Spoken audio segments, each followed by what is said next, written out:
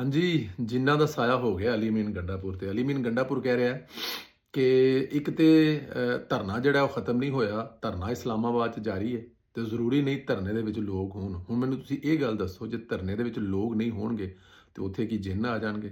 ਤੁਹਾਡਾ ਕੀ ਖਿਆਲ ਹੈ ਕਿ ਕੰਟੇਨਰ ਤੇ ਬੁਸ਼ਰਾ ਬੀਬੀ ਨੇ 24 ਘੰਟਿਆਂ ਦੇ ਵਿੱਚ ਅਲੀ ਅਮੀਨ ਗੰਡਾਪੁਰ ਤੇ ਕੋਈ ਐਸਾ ਜਾਦੂ ਟੋਨਾ ਕਰ ਦਿੱਤਾ ਹੈ, ਜਿਹੜਾ ਕਿ ਅਲੀ ਅਮੀਨ ਗੰਡਾਪੁਰ ਨੂੰ ਧਰਨਾ ਵੀ ਨਜ਼ਰ ਆ ਰਿਹਾ ਇਸਲਾਮਾਬਾਦ ਦੇ ਵਿੱਚ, ਉਹਦੇ ਵਿੱਚ ਲੋਕ ਵੀ ਨਹੀਂ ਹੈਗੇ ਤੇ ਉਹ ਚੱਲੀ ਵੀ ਜਾ ਰਿਹਾ?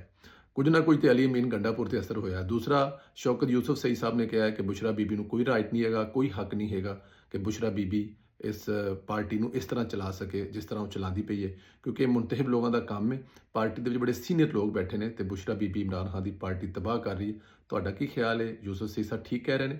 ਬੁਸ਼ਰਾ ਬੀਬੀ ਨੂੰ ਰੋਕ ਪਾਏਗੀ ਪਾਕਿਸਤਾਨ ਤਹਿਰੀਕ ਇਨਸਾਫ ਦੀ ਕਿਆਦਤ, ਜਾਂ ਇਮਰਾਨ ਖਾਨ ਦੇ ਜ਼ਿਹਨ ਤੇ ਦਿਮਾਗ ਤੇ ਸਵਾਰ ਬੁਸ਼ਰਾ ਬੀਬੀ ਕੈਪਚਰ ਕਰਨ 'ਚ ਕਾਮਯਾਬ